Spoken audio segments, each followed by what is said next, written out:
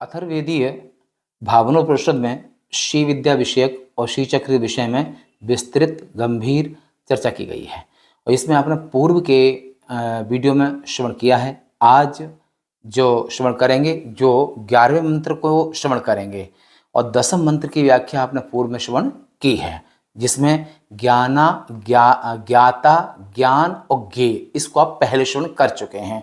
10वें मंत्र होने के बाद में और जो ज्ञाता, ज्ञान और ज्ञेय में जो अभेद भावना है, वही श्री चक्र पूजन के विषय में सुना था आपने। अगला मंत्र है नियति ही श्रृंगारादयो रसः अणिमादयः सिद्धया। तो नियति का अर्थ होता है, नियति का अर्थ माने विधान, जो कि ईश्वर का होता है। पूरा संसार जितना भी संसार कर्तुम अकर्तुम अन्यथा कर्तुम, जो सब कुछ करने में समर्थ है, ऐसे जगन नियंता ईश्वर ने ही इस संसार को बनाया है और उनके ईश्वर के द्वारा ही ये संपूर्ण सृष्टि का सृजन भी उनसे हुआ है, पालन भी उनसे होता है, संहार भी उनसे होता है। और इसको नियति कहते हैं, जो ईश्वर कृत संविधान और संपूर्ण जीवों को विवश होकर के और ईश्वर कृत कानूनों को, संविधान को मानना ही पड़ता है। और आकाश, वायु, तेज, जल आदि 5 भूत भी नियति के द्वारा ही रचित हैं। और उसी में जो जीव हैं, उन जीवों में जब 16 वर्ष होते हैं तो पुरुषों में 16-17 वर्ष में दाढ़ी मूंछ आदि का आना, लड़कियों में स्तन आदि का उभार होना, ये प्राकृत है, इसमें जीव कुछ नहीं कर सकता है। अगला है जो कि आप श्रवण करें रस। तो रस 9 है, मुख्य रस तो 9 है। तो श्रृंगार, हास्य, करुण, वीर, रौद्र, भयानक, बीभत्स, अद्भुत और शांत। वात्सल्य 10वां रस माना गया है और वात्सल्य रस के सम्राट आज से 500 वर्ष पहले, लगभग 1400-1500 के लगभग सूरदास जी जो वात्सल्य रस के सम्राट माने जाते हैं, उन्होंने भगवान कृष्ण की लीलाओं का इतना अद्भुत चिंतन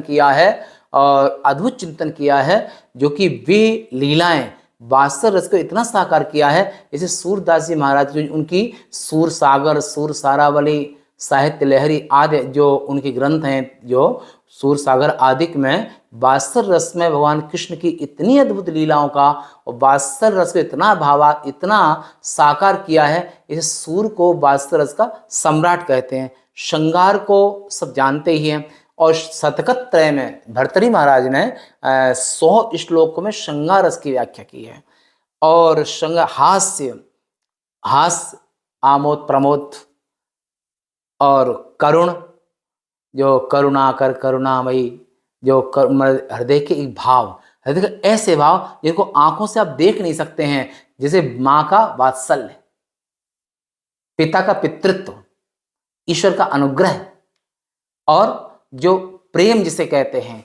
और वही प्रेम जब माता के दिल से निकलता है तो वो करुणा बन जाता है। और प्रेम एक ही है, पर प्रेम अगर बड़ों में माने माता, पिता, गुरु और शास्त्रों में, तो वहाँ पर करुणा और स्नेह बन करके वहाँ पर वो प्रेम कहलाता है। बराबर का जो प्रेम होता है, बराबर में प्रेम होता है, और बड़ों में जो प्रेम होता है उसको श्रद्धा और करुणा, माँ के दिल से जो प्रेम निकलता है उसे करुणा कहते हैं। और जो छोटे बच्चों में प्रेम होता है उसे वात्सल्य कहते हैं। ये जो आप लोग करुणा, वीर रस भी है, रौद्र ये भी रस है, भयानक भी रस है, विभत्स भी रस है, जिसमें घृणा का चित्रण किया जाता है, जो अद्भुत रस भी है, शांत रस भी है। भाई अब वो कथा करते हैं महाराज, बड़े शांत रस में कथा करते हैं, और वीर रस का वक्तव्य उनका होता है। आदि रसों का ये 9 रस वेद में कहे गए हैं और 9 रसों का यहाँ पर विवेचन किया गया है। और आगे जो कहते हैं सिद्धया माने अणिमादय, जो अणिमा, लघिमा, गरिमा, महिमा, ईशुत्व, वशित्व, प्राकाम्य, प्राप्ति, तो ये जो सिद्धियां हैं, तो अणिमा माने अणुभाग, छोटा रूप, लघिमा जो बड़े से छोटा रूप ले लेना, गरिमा विशाल विशाल रूप, और महिमा महानता महान। और हनुमान जी के पास में अष्ट सिद्धि नवनिधि के दाता, असवर दीन जानकी माता। ये हनुमान जी महाराज में आठों सिद्धियां नवनिधियां हैं। ईशत्व माने प्रभुत्व, वशित्व माने नियंत्रित्व, प्राकाम्य माने इच्छा पूर्ति, प्राप्ति मनचाहा पाना, मनचाहा कर लेना, आदि आदि ये सब कहे गए हैं इस उपनिषद में। तो ये उपनिषद अब आपने 11वें मंत्र सुना है, नियति श्रृंगारादयो रसः अणिमादय, अणिमादय सिद्धिया, अणिमादय सिद्धियां। ये दसम मंत्र को आपने यहाँ सुना। 11वें मंत्र को अथर्ववेदी भावनोपनिषद में जो जो आप श्रवण कर रहे हैं, इसमें 12वें मंत्र को कल श्रवण करेंगे।